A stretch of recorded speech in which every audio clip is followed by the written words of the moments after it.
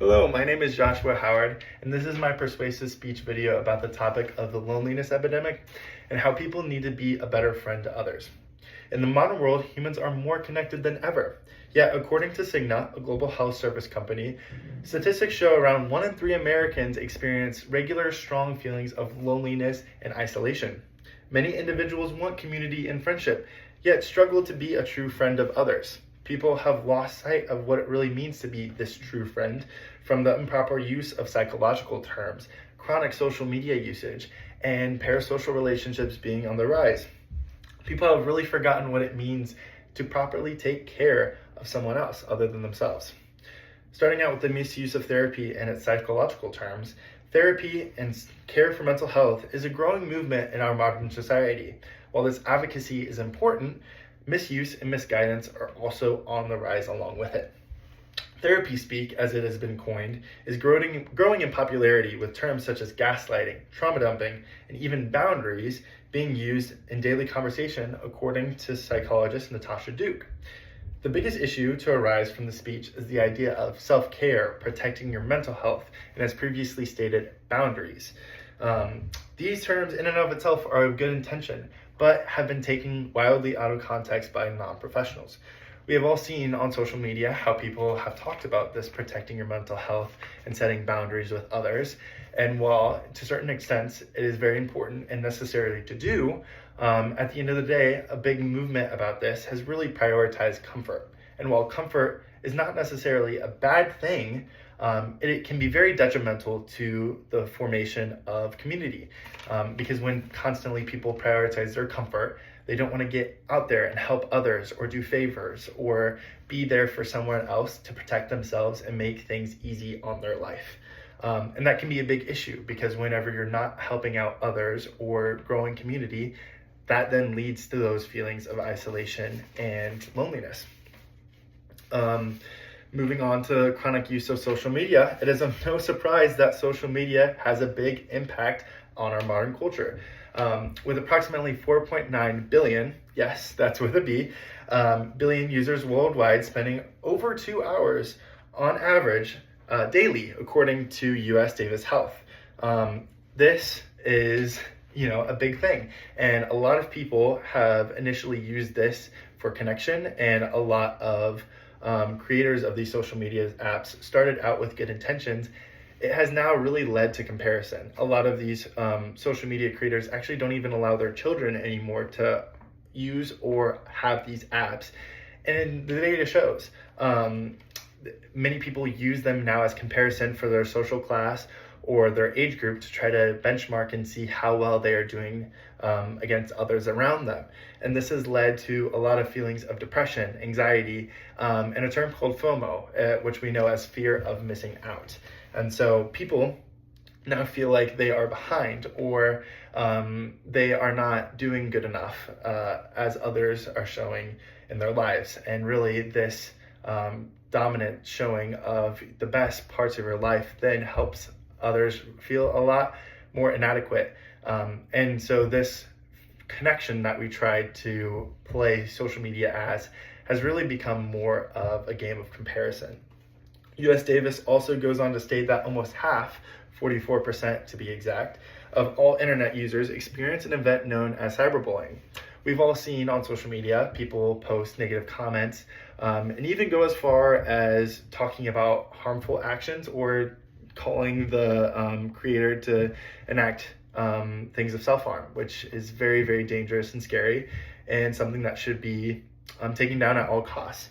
And these forms of attack can have very lasting emotional scars, with many developing anxiety, depression, and other mental health issues with these onslaughts. Many people feel a lack of consequence or empathy now when it comes to social media due to its anonymous nature, making it potentially very dangerous for people's mental health when prioritizing social media and its forms for connection to fill that void. And so yes, now that people can create a account very easily that's nameless, faceless, and say whatever they want to others, it's just a really bad breakdown and a fake form of community that people have latched onto instead of trying to connect with those around them. So moving on to the third subject, the rise of parasocial relationships. According to Psychology Today, which is a forum fact-checked by psychologists and scientists about coverage of human behavior and mental health, possible cause for developing parasocial relationships is a sense of loneliness. Some research suggests that the lonelier an individual feels, the more likely they are to engage in these parasocial relationships, seeking a connection in some form, if not obtaining it in real life. This is also a big decay on communities because people are relying on these one-sided relationships instead of getting out there and helping others. And it makes sense. Dr. Borland talks about the warnings of these parasocial relationships and how if someone deals with depression, loneliness, or social anxiety, there's potential for these parasocial relationships to get out of hand. This can lead to behaviors such as increased or high spending on this influencers or creators' merchandise, over attachment to their actions or what they're saying, and a breakdown of relationships of their own in favor of consuming more of this creator's content. Having some form of parasocial relationship isn't necessarily a bad thing, though. In fact, it can even be used to model aspects of your life that you want to be more like these celebrities or creators. I mean, they are really cool people doing a lot of cool things. It's not a bad thing to want to be a part of their life in some way, shape, or form.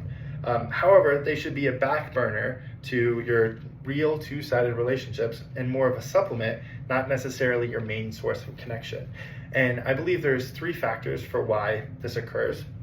And people are latching onto these more than their own connections or creating real connections is because of convenience, the lack of conflict, and what they're getting out of this relationship.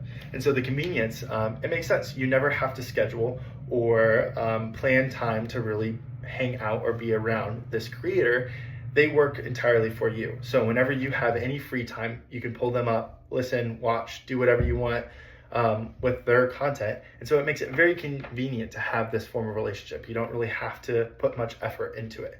Lack of conflict. A lot of these creators want to have a large media presence, so they really don't talk about their social, religious, ideological issues or thoughts. And so it's very easy to not really have conflict with them because you're not really disagreeing with them ever, like you would with a real relationship. And so it makes it very convenient in that sense as well, where you don't really ever have a negative interaction with them. And finally, what you're getting out of the relationship. These content creators aren't really showing usually the bad parts or the boring parts of their life. They're constantly inviting you to when they're the most funny, when they feel their best, when they're having something exciting going on in their life. And so you're constantly getting something out of watching them and interacting with them, unlike a real relationship and friendship where there might be boring aspects or you have to give back to them. These content creators are always giving to you. And so it makes these 3 reasons probably the most likely of why people are turning to parasocial relationships a lot more than real life relationships on their own. But I mean, this leads to a bigger feeling of loneliness because when at the end of the day you realize you don't really have a connection with them. You know parts of them, but not the true them. It is no wonder then why there is such an absence of true friends in the modern day. From the improper use of therapy speak to the excessive use of social media and the rise of parasocial relationships that people are now using for kinship have led many down the wrong path to try to meet their social needs. So how can we fix this? Meet people in person. Do a favor for a friend without expectation. Limit social media usage. There's always ways you can go on and limit the time that you're spending on these apps. Avoid using therapy terms in common conversation. And biggest one, practice prioritizing experiences over comfort. There are many ways to start your next steps towards human connection. With so many pitfalls, it can be hard to know what the next right thing to do is. But the best way is to ask yourself, how can I be a better friend to others today?